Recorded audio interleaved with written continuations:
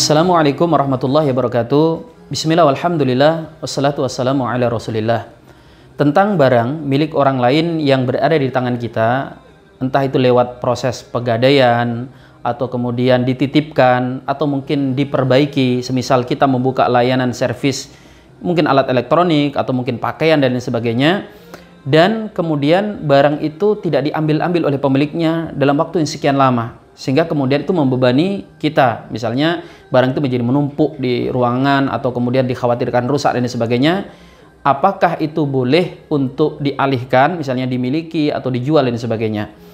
Nah, para pemirsa sekalian dimuliakan Allah Subhanahu wa taala, secara asal barang milik orang lain itu tidak bisa diambil begitu saja atau dialihkan tanpa izin pemilik barang.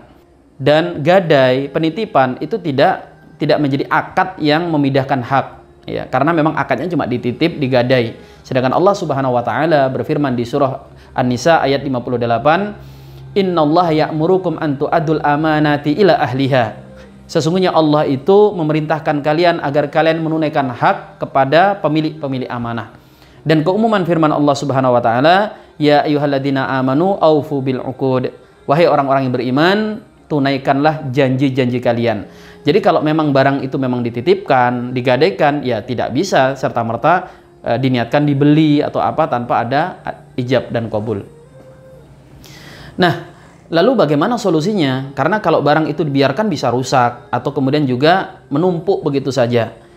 Maka jika memang orangnya tidak bisa dihubungi, mungkin terpisah jauh, tidak tahu kontaknya, atau mungkin orangnya memang sudah susah untuk dilacak, solusi pertama adalah dengan memberikan atau menghubungi ahlu baitnya atau menghubungi keluarganya. Jadi barang itu dikembalikan kepada keluarganya, anaknya, orang tuanya, saudaranya, dan sebagainya. Lalu apabila itu juga tidak bisa dilakukan, maka sebagian ulama mengatakan itu boleh disedekahkan dengan niat pahalanya adalah untuk pemilik barang. Hal ini berdasarkan adanya sebuah riwayat bahwasanya Abdullah bin Mas'ud itu pernah membeli sebuah barang, dan ketika beliau akan membayar barang tersebut, ternyata pemilik barang tersebut sudah tidak ditemukan oleh Abdullah bin Mas'ud. Maka beliau mensedekahkan uang senilai harga barang yang dia beli. Maka jika kita misalnya punya alat elektronik yang diservis di rumah kita, kain yang menumpuk, yang dijahit, atau contoh-contoh yang lain, jika memang tidak bisa dikembalikan lagi kepada pemilik hak, maka boleh disedekahkan dan pahalanya sekali lagi diniatkan kepada pemilik barang.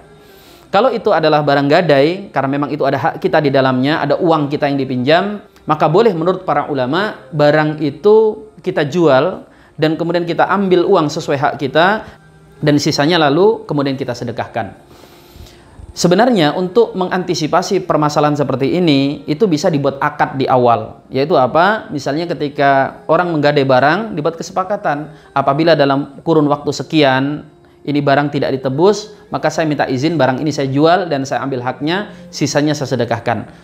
Atau kemudian barang yang dititipkan, misalnya ini kalau saya servis, kalau dalam kurun waktu 1 tahun atau mungkin setengah tahun tidak diambil, maka barang ini saya izin untuk saya sedekahkan. Atau mungkin bagaimana kalau orangnya mengatakan silakan mas, kalau 1 tahun tidak saya ambil barang ini, Anda ambil saja, maka itu boleh-boleh saja. Intinya ada di akad, dibuat di akad agar tidak merugikan pihak atau kita yang dititipin atau yang memegang barang tersebut. Demikian, semoga bermanfaat. Wallahu a'lam bishawab. Assalamualaikum warahmatullahi wabarakatuh.